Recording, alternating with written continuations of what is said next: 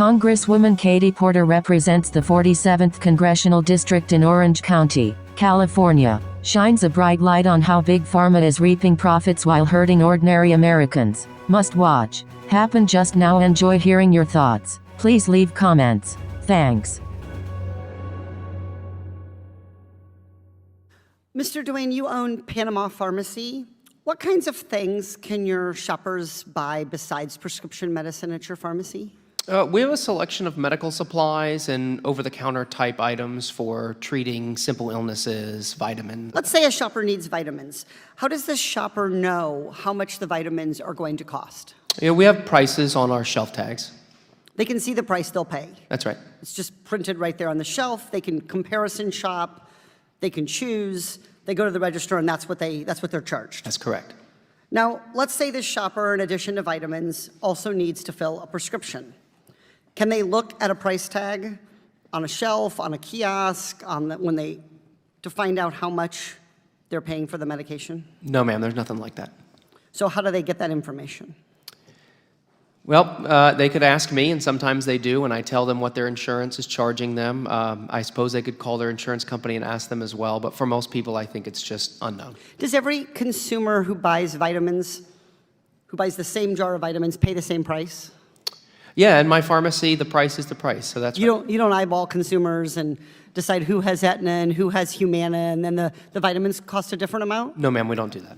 There's not differential pricing for melatonin based on whether they're being ripped off by Aetna or ripped off by United Healthcare. That's correct. But what happens if I go to fill a prescription at your pharmacy? Does every customer pay the same price? No. Why not? Well, I mean, it's because of the insurance company that's paying for their drugs. And who negotiates with the insurance company about whether those drugs are covered and at what price?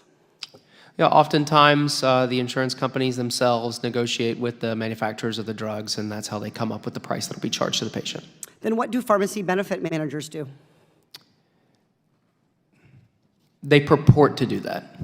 Explain. Pharmacy benefit managers argue that they work with pharma in order to negotiate the best discounts. In my opinion, I'm not sure that you can. It sounds like they're talking out of both sides of their mouth when they say you have to have us in order to lower drug costs, but oh, by the way, drug costs have been completely and utterly unaffordable in the same amount of time. Well, so pharmacy benefit managers, though, they say that they're negotiating prices. Where can I go to learn how much they're saving us? Saving me? Saving our country? Where do I go to find this information to quantify this purported good that they're doing? I haven't seen anything publicly available that reports that. Me neither. Pharmacy benefit managers don't reveal to either health insurance companies or patients or pharmacies exactly who's getting what deal, and they make money at every step of the process. They pocket money from drug manufacturers, they pocket money from pharmacies, they pocket money from health insurance plans, and nobody knows if they're actually driving down the cost. I believe that there was a time that pharmacy benefit managers maybe did save some money along the way. And I think that's why health insurance companies gobbled them up. Because now they can profit twice. They can profit once as Big Pharma, as the health insurance company, as Big Pharma, as drug manufacturers, and they can profit again as pharmacy benefit managers. Mr. Isaiah, what do you think of this theory?